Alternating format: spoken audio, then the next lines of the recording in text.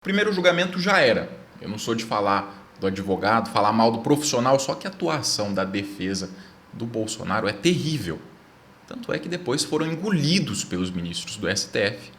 E esse é um trecho de uma fala do advogado do Bolsonaro. Quando então o presidente Jair Bolsonaro teria feito uma live de dentro do Palácio do Planalto, dando Esse vídeo viralizou como uma brincadeira na internet, só que a verdade por trás dele consegue ser pior ainda.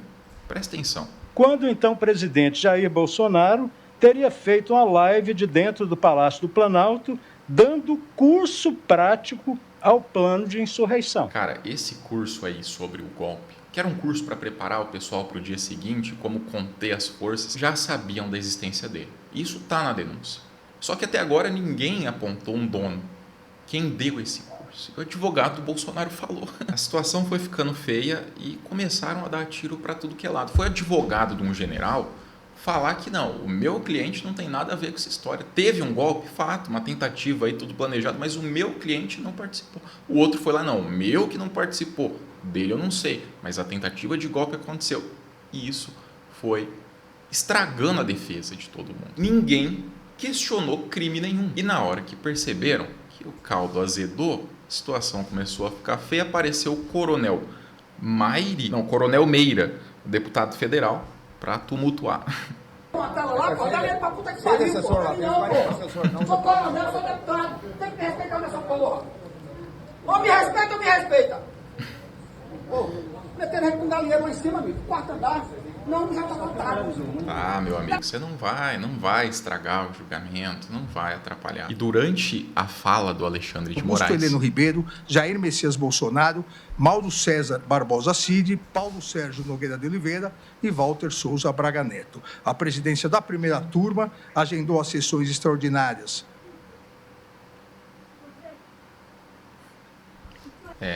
Para quem não entendeu, alguém chama atenção e dá um berro e tenta atrapalhar o julgamento, esse sujeito é um desembargador. Na verdade, ex-desembargador bolsonarista. E, cara, pra quem não sabe, esse cargo ainda é acima do juiz. E ele sabe muito bem que a situação é terrível. É bem pior que eles estavam esperando. Isso não fez a menor diferença. O julgamento continuou como se nada tivesse acontecido. E dá para entender o desespero. A primeira derrota foi logo no primeiro ato, no comecinho do julgamento. A defesa do Bolsonaro insistiu em esperar e passar para o advogado do Cid para falar primeiro, se aproveitar disso para construir aquela narrativa de que o Cid foi torturado, coagido. Adivinha só, o STF já estava esperando por isso e negou o pedido. E o advogado do Bolsonaro teve que falar primeiro. Depois tentaram pedir a anulação da delação. Isso aconteceu mais tarde, o que prova o meu ponto. E, cara, sabe o que é engraçado? Eles insistiram em levar o julgamento para o plenário. Olha, a gente não aceita aqui na primeira turma, também não é pelas turmas, é no plenário, porque tem mais ministros, vão ser todos, e tem mais gente aí para decidir, tornar o julgamento imparcial. Acontece que isso é conversa. Se levar, nesse caso, a denúncia para ser oferecida no plenário, depois, com o processo correndo, a defesa pode entrar com pedido de anulação, porque o determinado hoje é que aconteça nas turmas. Então já foi uma tentativa aí de bancar o sabe-tudo. Também não deu certo. No voto dos ministros, eles decidiram que não ia ter nada de anular a delação e nem de levar para o plenário. Aí começaram a apelar. Nada mais dava certo. Tiveram que apelar para falar que não, estão prendendo senhorinhas com bíblias nas mãos no dia 8 de janeiro, que esse é o STF, que não pode ser levado essa interpretação para o caso do Bolsonaro. Das 497 condenações, só 43 têm mais de 60 anos. E, na verdade, se nós pegarmos mais de 70 anos, que foram imagens utilizadas, são 7 condenações. Então, de 400... Não adianta chorar, né, pessoal? São dados. São fatos, cara. Não tem como você contestar que 2 mais 2 dá 4. É a mesma coisa que negar isso aqui. De 97 condenações, e lá também o gráfico, entre 70 a 75 anos, 7. 60 a 69, 36. Ou seja, a grande maioria até 59 anos, 454 condenações. Então, essa narrativa que se criou e se repete através de notícias fraudulentas pelas redes sociais, fake news, de que são mulheres, só mulheres, e mulheres idosas. É totalmente mentirosa. Mulheres são 32% condenadas, homens quase 70%, 68%, e, como eu disse, somente 7 pessoas condenadas com mais de 70 anos. E para todas foram oferecidos acordos que a pessoa só ia ter que assistir um curso do Ministério Público e sair das redes sociais por 2 anos. Negaram, porque acreditaram que o Bolsonaro ia salvar todo mundo com a anistia. Aliás, o Bolsonaro estava muito preocupado, na verdade, já sabendo da situação, que é horrível, e no intervalo que teve foi chorar. Foi, na verdade, fazer drama, né? Olha, se eu for para a cadeia depois disso, vão me matar em 30 dias. Então acho que o certo é prender para ver se acontece mesmo. Ele prometeu que o Lula não ia ser eleito, ganhou a eleição. Que não ia subir a rampa, também subiu. Agora fala que em 30 dias vão tirar a vida dele. Cara, vamos descobrir. Eu acho que vai passar 30 dias e não vai mudar nada. E ele já tá igual torcedor de time que sempre perde. No começo do jogo já tá falando, não, olha, a gente vai perder, eu já sei disso, outro time é mais forte. Olha, pessoal, o Moraes já tem uma sentença pronta para mim, disse Bolsonaro, que é de 28 anos. De onde ele tirou esse número? O advogado, o criminalista, ele faz essa conta. O advogado dele sabe a pena provável, né? A pena provável.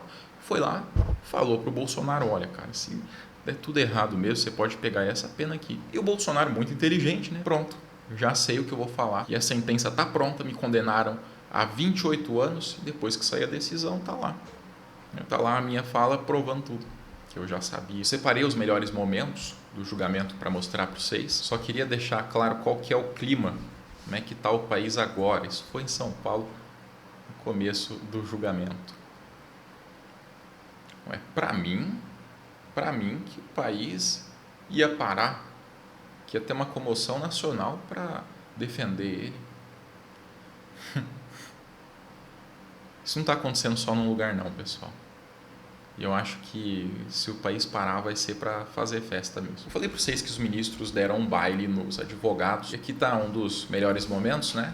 Essa é a Carmen Lúcia em cima do advogado do Ramagem, da ABIN. Apenas porque Vossa Excelência disse que é dever da ABIN apurar a segurança e a fiscalização das urnas no processo eleitoral. É essa frase que Vossa Excelência, que eu anotei aqui, é essa frase de Vossa Excelência? Eu disse que essa função se relaciona às funções institucionais da ABIN, cuidar, zelar pela segurança do processo eleitoral, porque é um tema de soberania. Por que não sustenta, né? O cara vai, fala. Aí na hora que você contesta um dos trechos, não, peraí, não foi bem isso. Na hora de falar, tá galudão. Tá forçando a voz, falando alto, batendo na mesa. Aí você fala, bicho, esse trecho, você tem certeza que você afirma que é função da ABIN fiscalizar a urna eletrônica? Não, pera lá, ministra, você é tão bonita, pera lá. Você anotou urnas, e urnas são de outro poder. Então, apenas só para ter certeza do que eu anotei, do que os senhores advogados falam. Muito obrigada. Depois o Flávio Dino em cima do advogado Anderson Torres, o cara da minuta do golpe, que é um dos principais vínculos do Bolsonaro. Justo e digno, e é por isso que nós pedimos a rejeição da denúncia em relação a Anderson Torres. Muito obrigado. Presidente, com a sua aquiescência, gostaria só de tirar uma dúvida. Pois não, ministro Flávio Dino. O senhor aludiu a uma data, dia 12 de dezembro, e certamente por limitação orgânica minha, eu não captei o que aconteceu no dia 12 de dezembro, que o senhor mencionou. 12 de dezembro foi inserida aquela minuta, a idêntica minuta encontrada na casa do Anderson Torres, ela circulava pela internet, com a data de inserção em dezembro de 21. Inserção onde? 22, na internet. Publicamente. Isso. Ok, agradeço ao senhor. Obrigado, ministro. Muito obrigado. Agradeço ao doutor Elmar. Ele vai tentar dar uma desconversada. Olha, não tem como ser verdade a minuta, porque a data de inserção é tal e não coincide com a outra data. E o Dino, cara, inserção aonde? Seja mais claro. Não, é inserção na internet. O advogado voltou a pedir a anulação da delação do Cid. O outro foi lá e pediu também, só que o advogado do Braga Neto falou que o Cid mentiu. A delação não vale porque tem mentira. O outro advogado, não. A gente nem acha que é isso, eu só acho que ele foi coagido para dar uma informação em um tom errado, mas não é mentira. O outro já nem se preocupa com a anulação. É o que eu te falei, cara, virou um conflito enorme. Eles estavam achando que ia ficar um do lado do outro, um ajudando o outro a provar que não teve golpe, não teve nem tentativa, nem nada. Na hora do vamos ver, começou a dar tudo errado. O meu cliente não tem a ver com isso. Aconteceu mesmo, mas o meu cliente está limpo.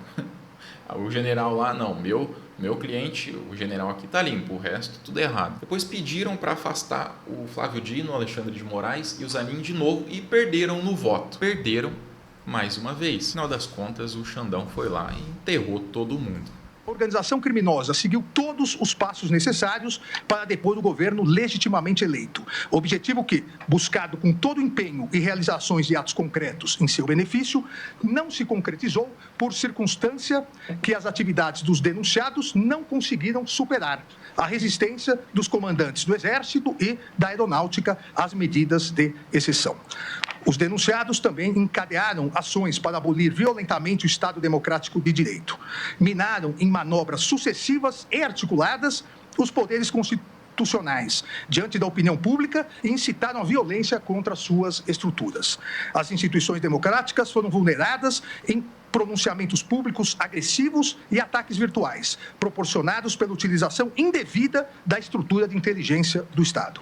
O ímpeto de violência da população contra o Poder Judiciário foi exacerbado pela manipulação de notícias eleitorais baseadas em dados falsos. Ações de monitoramento contra autoridades públicas colocaram em risco iminente o pleno exercício dos poderes constitucionais. Os alvos escolhidos pela organização criminosa somente não foram violentamente neutralizados devido à falta de apoio do alto comando do Exército ao decreto golpista, que previa expressamente medidas de interferência nos poderes constitucionais. As ações progressivas e coordenadas da organização criminosa culminaram no 8 de janeiro de 2023. Ato final voltado à deposição do governo eleito e à abolição das estruturas democráticas. Os denunciados programaram essa ação social violenta com o objetivo de forçar a intervenção das Forças Armadas e justificar um estado de exceção. A ação planejada resultou na destruição, inutilização e deteriorização de patrimônio público, incluindo bens tombados. Todos os denunciados, diz a Procuradoria-Geral da República, em unidade de desígnios e divisão de tarefas, contribuíram de maneira significativa para o projeto violento de poder da organização criminosa, especialmente para a manutenção do cenário de instabilidade social que culminou nos eventos nocivos. A organização criminosa, por meio de seus integrantes, direcionou os movimentos populares e interferiu nos procedimentos de segurança necessários, razão pela qual responde pelos danos causados, conforme o artigo 163, parágrafo único, simples, cara, é muito simples. do Código Penal. Cara, é muito simples. Olha, depois disso começou o desespero. O deputado foi pra internet chorar, falar que já tá perdido. Teve outro deputado da direita falando que é jogo de cartas marcadas. O Nicolas falando que é todo mundo parcial, que o Dino conversou com eles, porque era ministro da Justiça. O Xandão deu a entender depois, ele foi muito sincero, ele deu a entender, então ficou mais ou menos nas entrelinhas, só que até a Globo deu destaque para isso, não fui o único a perceber. Bom, ele falou basicamente que os advogados do Bolsonaro e de muitos outros ali, general, militar de alta patente, eles só pioraram a situação, eles só pioraram mais ainda. E, cara, a oposição tá fazendo um papelão tão feio, juntou um monte de deputado, junto com aquele Paulo Bilisco, coronel disso, deputado sargento aquilo, foi tudo para frente lá do julgamento, claro, todos barrados, mas tentaram tumultuar, responderam à imprensa e virou bagunça. Para quem ficou até o final do vídeo, a defesa do Bolsonaro usou um último recurso. Não, olha, cara, tá tudo errado, porque a gente não conseguiu defender o nosso cliente. Se ele não tem direito a se defender, ele não pode ser julgado. Isso dentro do direito é verdade. Só que qual foi o argumento? É que a gente não pôde acessar as provas, a gente não pôde acessar nada. Aí o Xandão já estava com pouca paciência e deu uma dessa neles, cara. Não me parece que o Ministério Público aqui tenha se utilizado de qualquer prova ou indício que a defesa não tenha tido acesso também. Até porque os advogados, todos os advogados, mesmo que em determinado momento as pessoas físicas dos advogados fossem outros, mas todos acompanharam desde sempre as investigações. Para não ficar citando e cansá-los. Essa é a parte que teve a intromissão do ex-desembargador. Eu fiz no voto, que distribuirei a Vossa Excelência, cada vez que houve acesso nas investigações às datas dos advogados Alexandre Ramagem, Almir Garnier Santos, Anderson Torres, Augusto Heleno, Jair Messias Bolsonaro, Mauro César Barbosa Cid, Paulo Sérgio Nogueira de Oliveira, Walter Souza Braga Neto. Foram inúmeros, como tem absoluto direito, os advogados, a defesa, foram inúmeros acessos sempre a todas as provas e todos os documentos juntados aos autos. Então, acabou o choro, né? Acabou o choro. O julgamento está previsto para acabar amanhã até o meio-dia. Só que, pelo que eu tô vendo, cara, pelo que acompanhei, a minha sensação é que não tem mais nem o que fazer. A chance de não dar nada pro Bolsonaro é zero.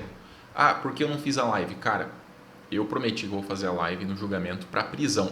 Esse, especificamente, é para aceitar a denúncia e tornar todo mundo réu. Então, por isso eu não fiz a live, eu também precisava apurar o que estava acontecendo de um jeito interessante para trazer aqui para vocês. Quando tiver da prisão, eu vou estar ao vivo para a gente comemorar junto. Amanhã, talvez, eu consiga alguma coisa antes de sair o resultado definitivo. E eu vou estar aqui para atualizar vocês também. A Zambelli vai ser presa, não tem nem o que fazer mais. Formou a maioria no STF, só o Cássio Nunes deu um jeitinho de enrolar mais um pouco, que está dentro das permissões para o ministro. Acho que ele está confuso quanto ao voto, que é um direito, esperar para decidir depois. Só que a Zambelli não tem mais nem o que fazer. Agora vai ser presa 5 anos e 3 meses e vai perder o mandato. Vai também ficar inelegível por 8 anos. De novo, a minha sensação é que os advogados do Bolsonaro são preparados, não devem ganhar pouca coisa, não são qualquer advogado aí não. Só que não tem o que fazer, bicho. Você pode ser um advogado bom, o melhor do mundo. Se o seu cliente está lascado, isso tudo está provado, cara, você não vai conseguir inventar. Não vai conseguir moldar a realidade. Às vezes até me parece que eles estão tentando só diminuir a pena. E por mim tanto faz, só tem que ir preso mesmo e pagar pelo que fez. Amanhã eu volto, amanhã eu estou aqui atualizando vocês e com a informação precisa da decisão do resultado desse primeiro julgamento.